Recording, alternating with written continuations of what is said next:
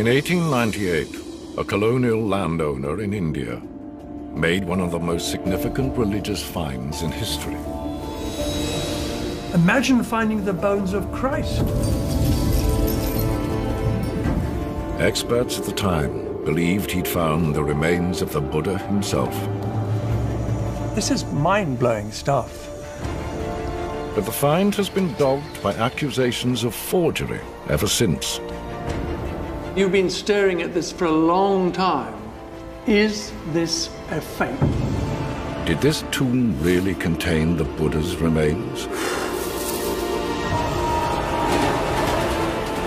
One man is on an epic journey to answer that question, once and for all.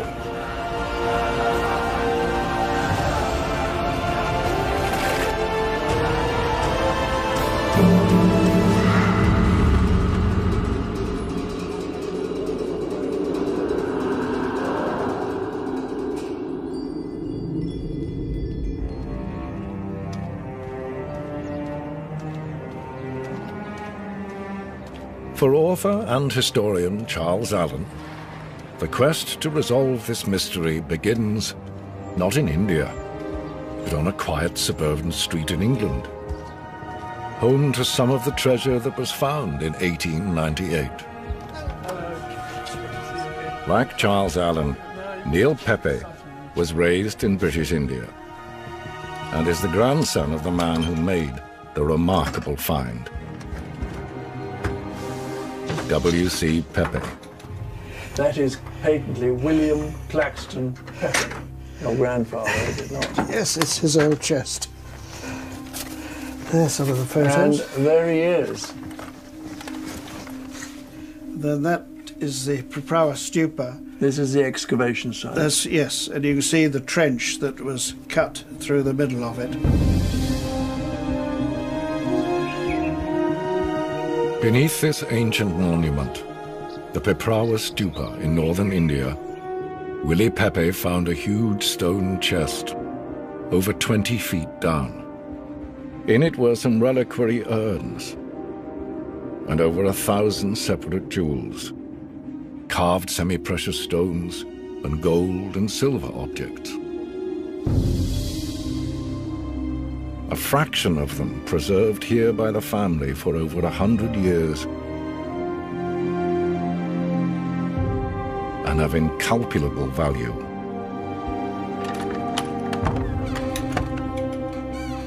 Well, I have to say, Neil, this is really what I've come here to see, which is the Piprawa treasure.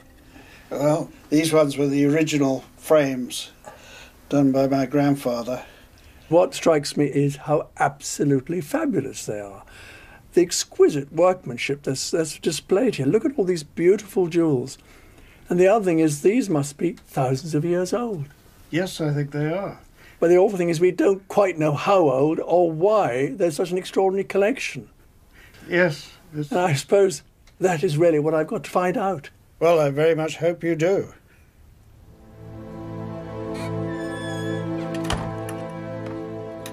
If Charles Allen can establish that the find is genuine, he can also clear Neil's grandfather of long-running accusations of forgery.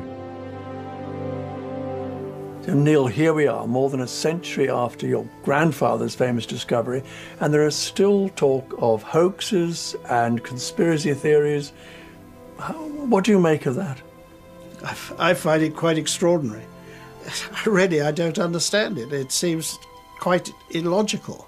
As far as my family is concerned, the man was incapable of forging anything. Neil grew up on his grandfather's estate, Birdpaw in northern India, where Willie Peppe made his remarkable discovery.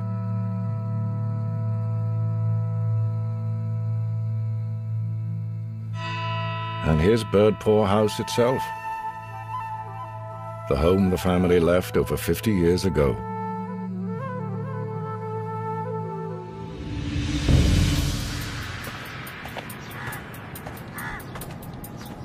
"4,000 miles away, the house still stands.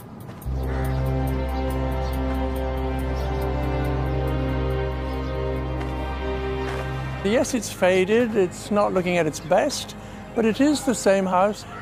3 generations of the Peppes grew up in this house. Willie Peppe, a state manager and engineer, was in his mid-40s when he turned amateur archaeologist in 1897.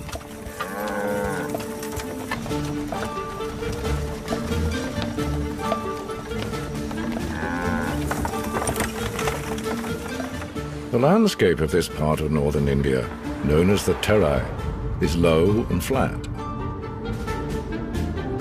But at the northern edge of Birdpore Estate was a mysterious mound known as Piprawa.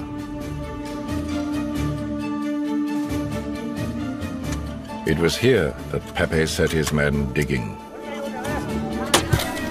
After weeks of clearing away soil at the Piprawa mound, Peppe's men had exposed the top of a large brick structure.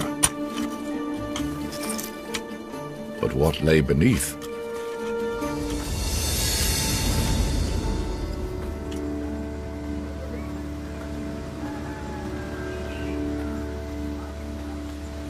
This is the Piprawa stupa as it is today, beautifully restored. But this is not what it would have been like in 1898.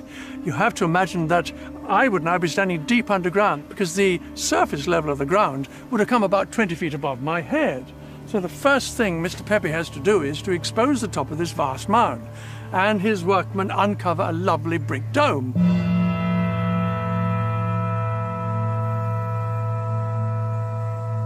So in January 1898, the first thing they do is run a great trench right the way through the monument. And then they dig down deep into the ground. When finally they've got to the bottom, and what do they find? A neat little alcove, and inside it, this vast stone coffer. Nothing like it has ever been found in India. It's almost like some sort of Egyptian sarcophagus. Will they find a body? Will they find treasure? You can imagine the excitement building. It must have been an extraordinary moment. On the morning of January the 18th, 1898, Peppe and his men went down into the shaft. This was the moment they'd been waiting for.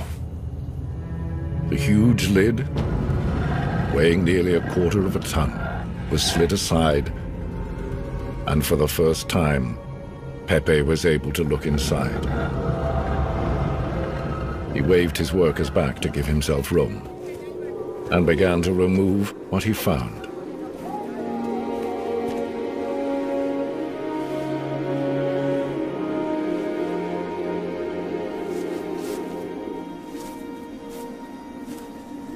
We know from family accounts that William Peppe reached down into the box and produced a water pot.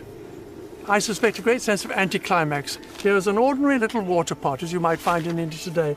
So he would have handed that to his foreman, looked down again.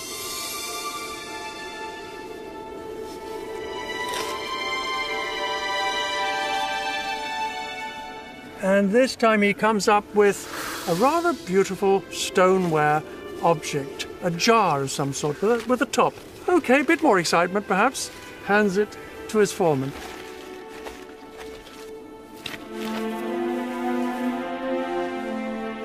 The next pot seemed unremarkable too. A low stone jar with a lid. This too was carefully wrapped in newspaper. But something much more remarkable was to come.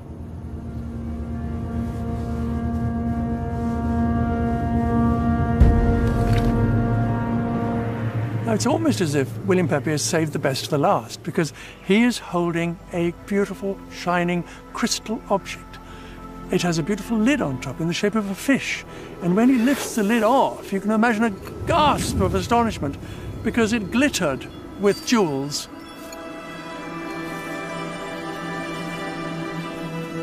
And hundreds of little flowers made of precious stones. A most thrilling sight it must have been. And there's more to come, because when they actually looked inside the stone coffer, they saw the entire floor was covered with glittering items, gold and little precious and semi-precious jewels. I mean, there were over 1,600 individual items there. A unique offering of some sort had been laid across the floor of this great coffer. A complete mystery. But what an amazing moment for the Peppe family. The discovery was little short of miraculous, unlike anything found in India before or since.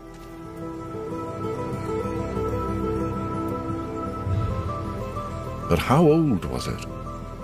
And why was it here? No one yet knew.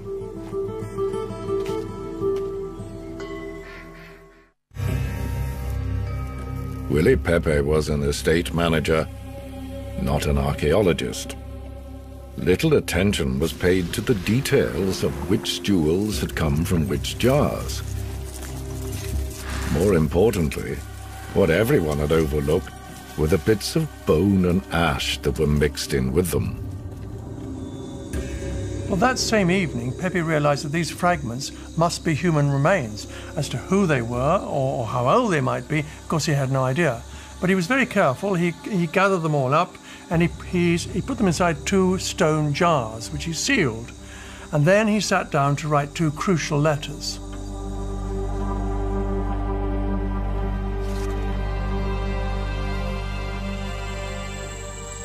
Well, the first of the 2 letters went to a friend of his, Vincent Smith. He was a local district officer based in Gorakhpur, about 50 miles to the south. And he was also a very keen antiquarian, indeed quite a specialist. The second letter, however, was to a genuine archaeologist, the only archaeologist in the entire area. And he was actually working about 20 miles to the north on an excavation, and his name was Dr. Anton Führer. Both these men wrote back almost immediately, and they were both very excited by what he discovered. And they both asked exactly the same question: is there an inscription anywhere?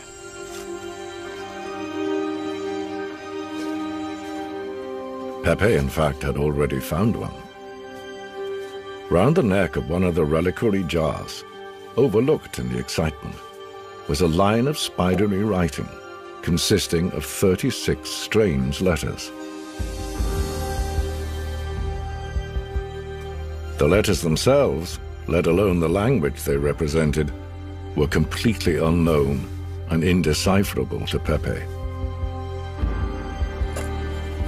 But he painstakingly copied out the mysterious inscription and scribbled a hasty note to Smith above it.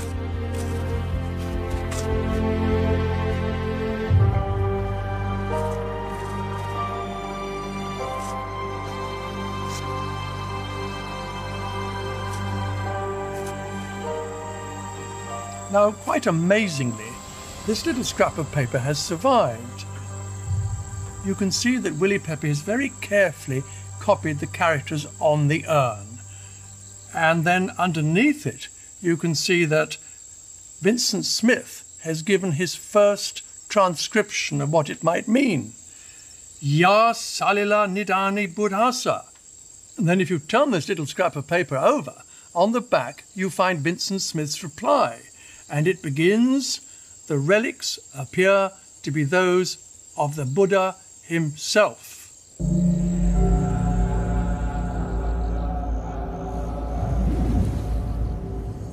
Hard to imagine what must have been going through Peppe's mind when he saw that.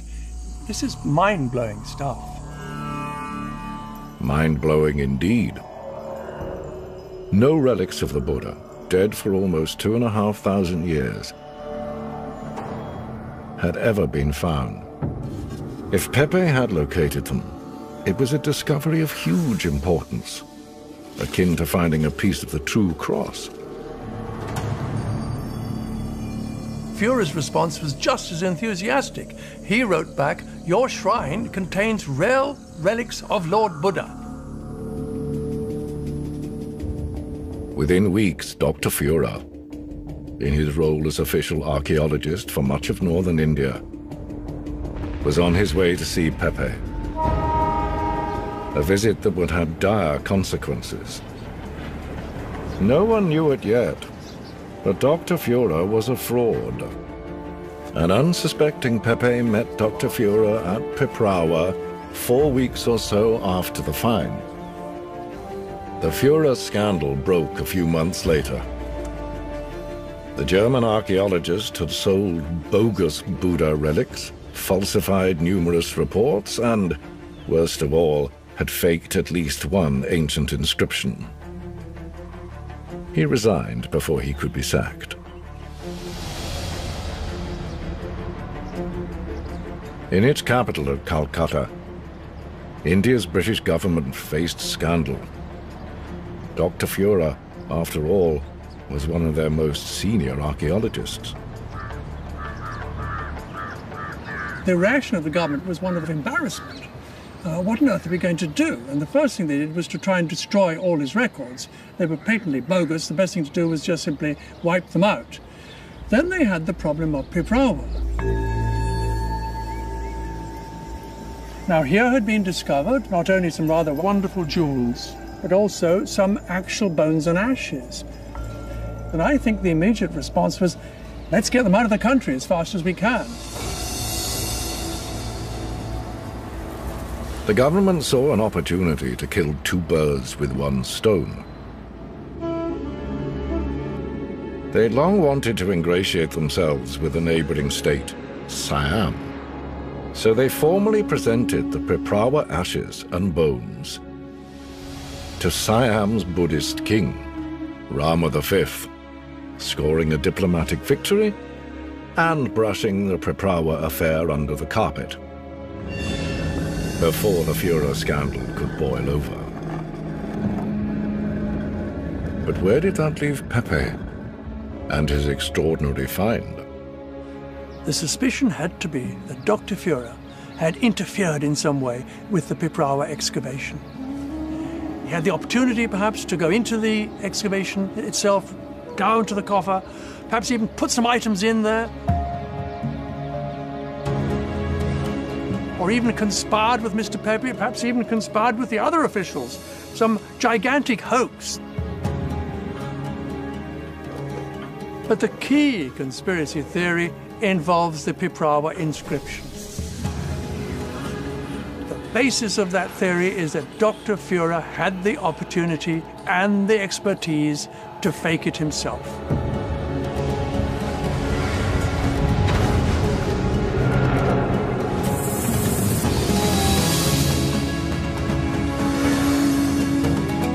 Over a century later, that conspiracy theory has never been entirely disproved.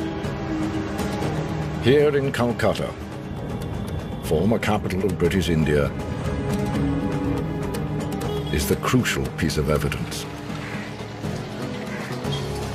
Because the city's museum holds the original inscribed Piprawa urn. Stone this old cannot be carbon dated, nor can the inscription. But for the right expert, there are vital clues in the text itself. Now, I'm hoping that waiting for me at the museum will be Professor Harry Falk. Now, he is the world's leading authority on ancient Indian languages. We've corresponded, but I've never met him, so I have no idea what's going to happen. Harry Falk is a professor at Germany's oldest institute of Indology in Berlin. Harry! This must be you. Must be Harry. He's been studying ancient Indian languages for over 40 years. What will his verdict be on the possible involvement of fellow German Anton Führer?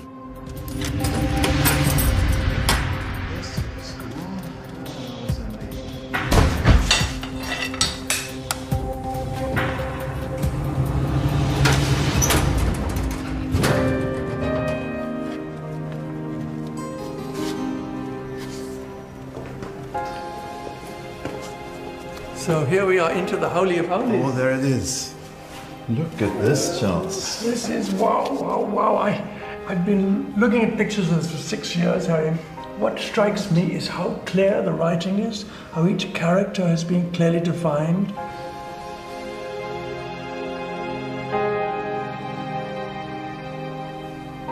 So, Harry, you've been staring at this for a long time. Is this a fake? I can definitely say this is not a fake.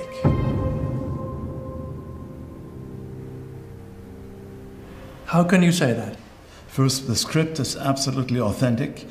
The object is authentic. The language is the language of that time in that area of India. Now, the obvious perpetrator is Dr. Führer. Now, surely he could have done this. Yes, he was employed as an archaeologist, but his knowledge of Sanskrit was deficient. The text uses a vocabulary like nidhane, which is not found at any other place. Harry, that unusual word you use there, what's the significance of that? The term is nidhane, and it means container in a neutral sense. This is only found on this casket, no other place. So in other words, it'd been very unusual for Führer to have picked on this very obscure word. Yes, since Führer was a not so skilled Sanskritist, to say it mildly, he would have copied terms from other reliquaries and not coined a term on his own. Everything surpasses the capacities of Dr. Führer immensely. So it is a genuine and unique inscription. Absolutely, yes.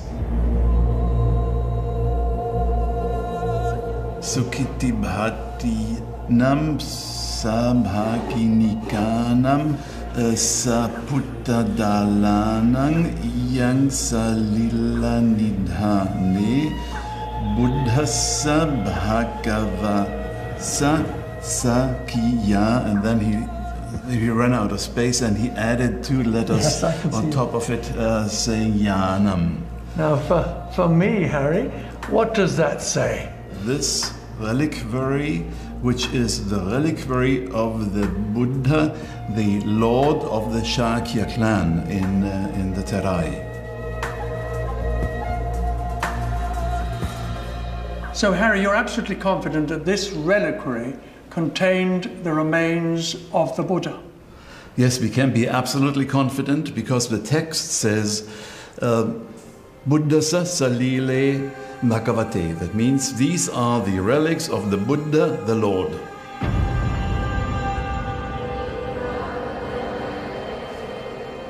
So, this world expert is convinced that the vital inscription is genuine, clearing the name of Willie Peppe. But now a deeper mystery emerges. According to Harry Falk, the script used for the inscription didn't exist when the Buddha died. And the only comparable urns found elsewhere in India are from long after the Buddha's time, too.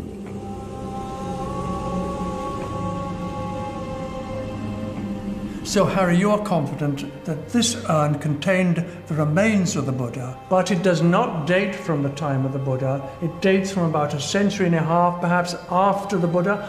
Would you agree with that? This is absolutely correct, yes.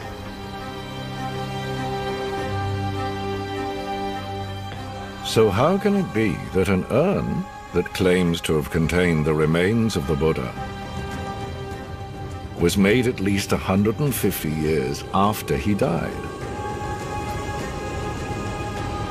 The answer to that question lies back in time, around 2,300 years before Peppe made his find, at the time of the Buddha himself.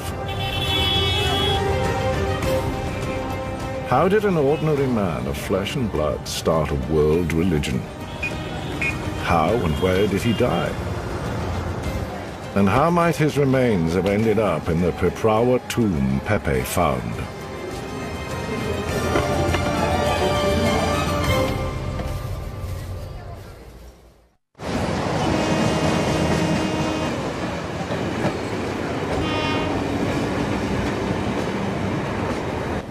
These are some delightful paintings of the Buddha, the life of the Buddha, which you see depicted in Janakpuri folk art. And when you look at images like this, it's very hard to remember that this is a real person. But the fact is, the Buddha was a real person of flesh and blood. In fact, we know as much about him as we know about Jesus Christ or indeed the Prophet Muhammad. He lived in the Gangetic Plains in the 5th century BCE. He was probably born about 500 and he probably died about 410 BCE.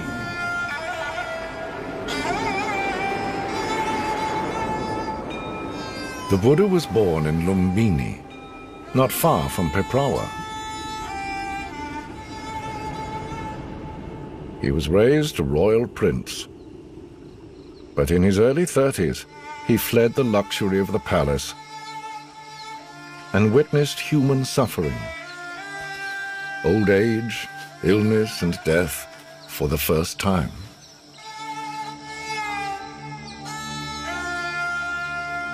When he saw an old hermit at prayer, he rejected his former life and became a hermit himself.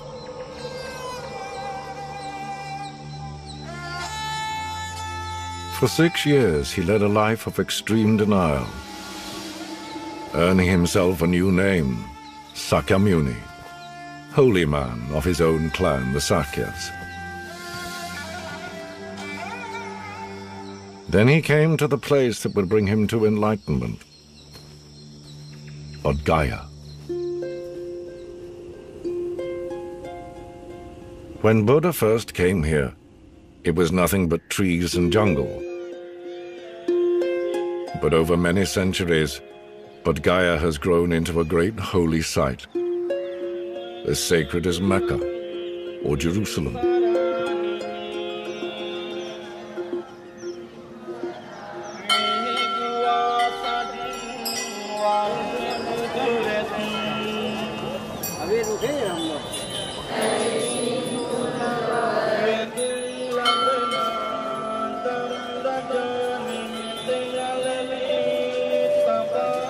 It's really very humbling to think that this, for millions and millions of Buddhists, this is the center of their universe, and that there are people here from Tibet, from China, from Burma, from Thailand, from Sri Lanka, and indeed foreigners from the West as well. And there's a very real sense of spirituality here, which I find very, very moving. This is the epicenter of the Buddhist faith. And of course, everyone knows of Bodh Gaya, but whoever has heard of Peprawa? And yet it could be hugely significant within the world of Buddhism.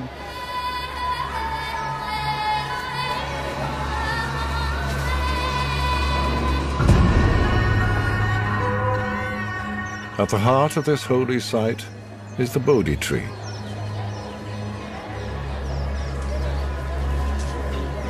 Meditating here, Buddha finally understood the causes of human suffering and attained enlightenment. And so, a new religion was born. Buddhism.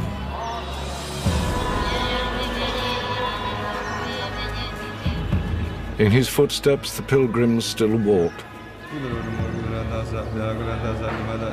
Nearly 2,500 years later.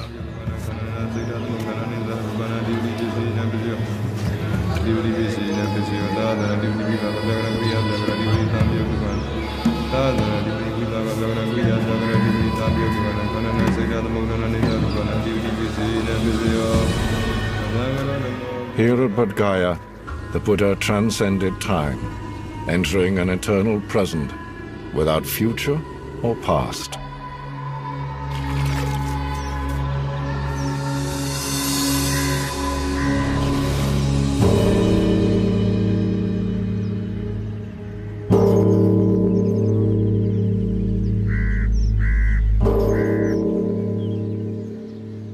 For Bhante Phirpala Chakma, a descendant of the Buddha's Sakya clan, it is this eternal present that gives Buddha his power. When he was born in Lumbini, he was born just ordinary person who sometimes used to live in the past or in the future, not in the present. But after he became enlightened in the Bodhi tree, then he started living exactly at the present moment. But the thing is that the differences between an ordinary person and the person of enlightenment, like a Buddha, that's Buddha lives always at the present moment. Don't live in the past, don't live in the future. But on the other hand, an ordinary person lives either in the past or in the future, not in the present. At around the age of 80, Buddha set out on his final journey. back to his Sakya homeland, close to Piprawa. His route was marked later by memorial stupas and stone columns. At Vaishali, where he delivered his final sermon. At Kesaria, where he turned back the crowds and continued with just his close disciples. 60 miles short of Lumbini, at Kushinaga, he lay down between two sal trees and died.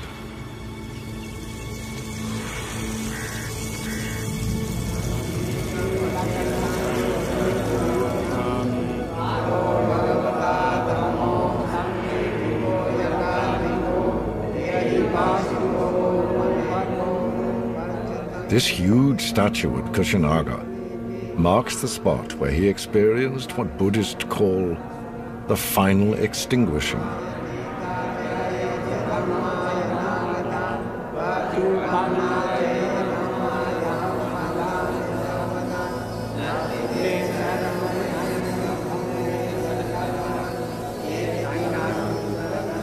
But it's what happened after his death that provides vital clues to answer the Piprawa mystery.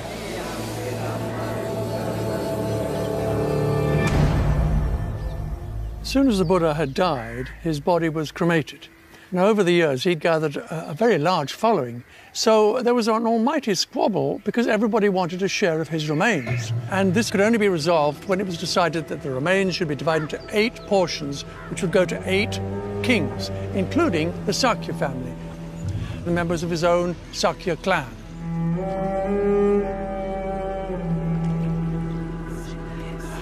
The inscription states that the Piprawa urn contained this precious Sakya portion.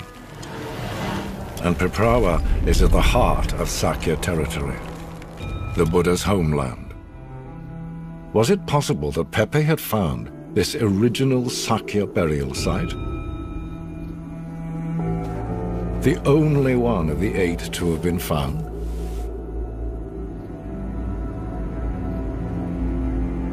Perhaps. But that original burial would have been simple. The bones and ashes laid in the ground with flowers, buried under a mound of earth. Nothing like the tomb that Peppe had discovered.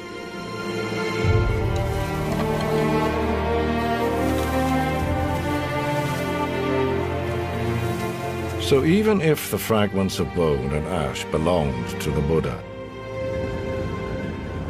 the elaborate tomb must have been created later by someone else.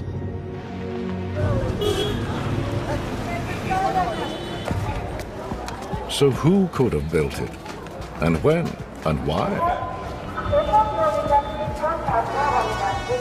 There's one place that could hold the answers to these vital questions.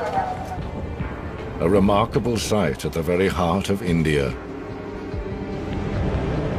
Sanchi. There it is, very striking.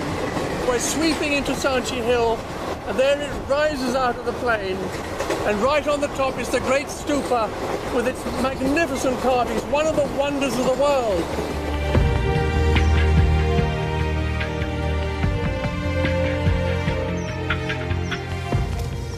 With its huge stupa, 50 feet high, Sanchi is a monument to the spread of Buddhism.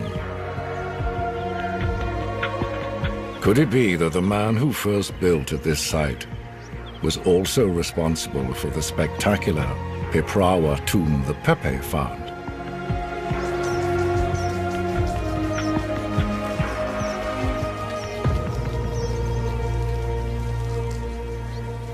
The carving here is monumental. It's a miracle, you might say, that it survived 2,000 years plus. And here it is, and it's the only one like it. It's breathtaking. Sanchi was begun by a great emperor who converted his Indian empire to Buddhism around 150 years after Buddha died. His name was Ashoka, and his conversion marked a personal transformation. It's impossible not to be moved by the character of Ashoka. Here is an extremely violent, unpleasant, ruthless emperor who seizes the throne by violence, kills all his brothers, and then suffers some extraordinary change of heart and is suddenly converted, completely becomes a new man. And from that moment onwards, Asia has a ruler who actually rules by principles of morality.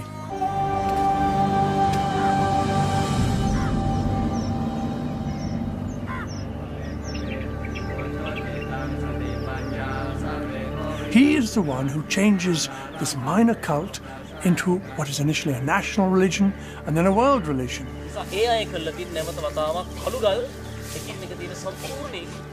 Three crucial facts suggest possible connections between Ashoka and Piprawa. Sanchi shows how Ashoka built hundreds of brick stupas all over India. How he dug up the original portions of Buddha's remains and redistributed them to these new sites. Was Piprawa among them?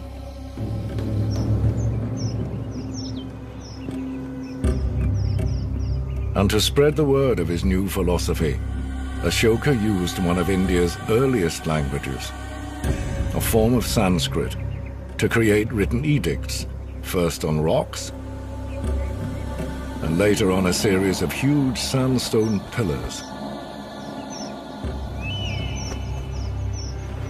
They were written in a script called Brahmi.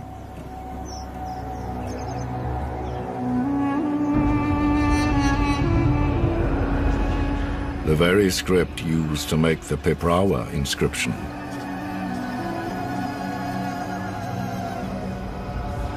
That inscription, according to Harry Falk, was made around 150 years after Buddha died, exactly when Ashoka reigned. But if Ashoka did create the Piprawa tomb, if it did mark the burial site of Buddha's own family, the Sakya clan, it would have been one of Buddhism's holiest sites. How could such a place possibly have been forgotten?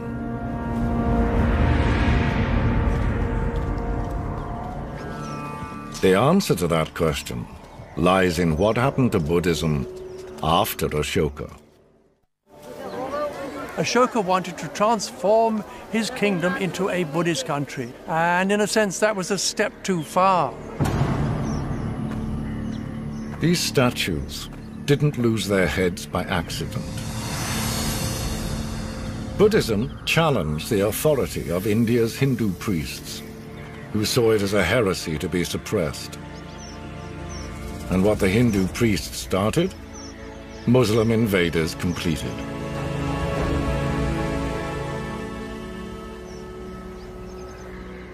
Over many centuries, Ashoka, the Brahmi script, Indian Buddhism itself were erased from memory, almost as if they'd never been. It wasn't until the 1800s that it was all rediscovered, mainly by British scholars.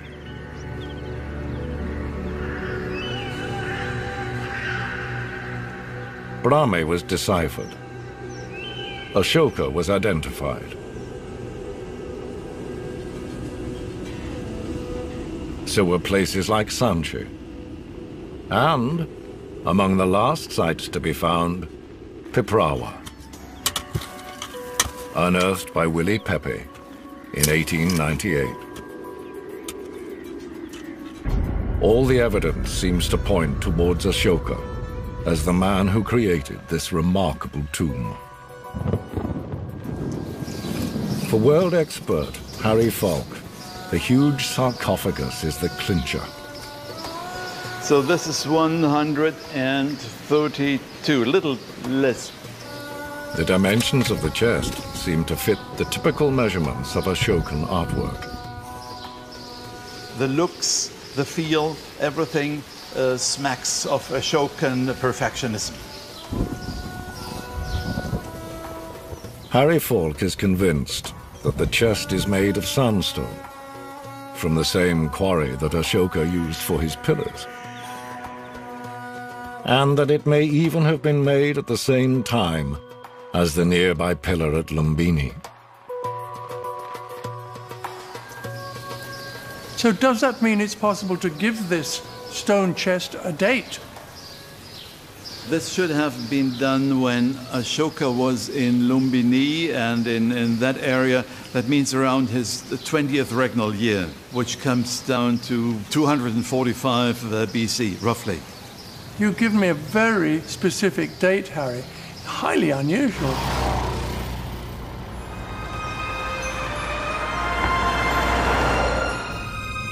Such a precise date is a breakthrough. But a vital question remains. Did Ashoka choose Piprawa because it was the original burial place of Buddha's remains? By his own Sakya family?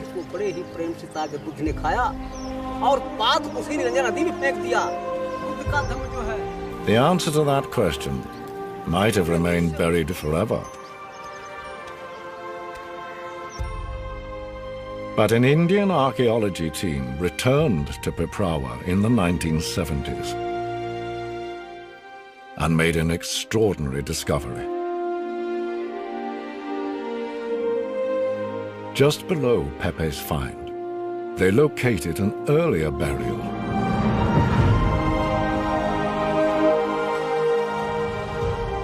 Two small chambers, each with a soapstone casket and some broken redware dishes. Crucially, the Indian team announced that this burial was from the time of the Buddha himself.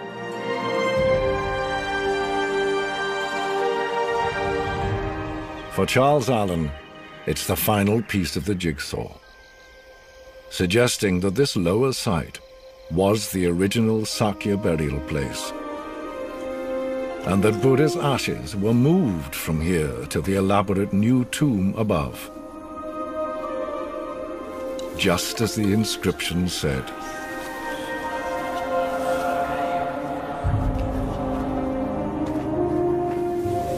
When Peppe comes along and he finds this huge great box, we're talking about a different era. Somebody has come along and disturbed the original ashes,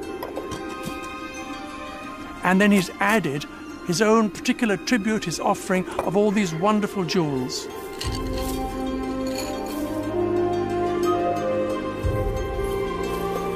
And we know that that person is almost certainly Ashoka, because this great box was Ashokan. The writing, almost certainly added to that inscription, is from the time of Ashoka. I can't tell you how relieved I feel, because when I set out on this journey, I had no idea if we'd come up with real answers, but we have. I'm pretty excited by it, frankly.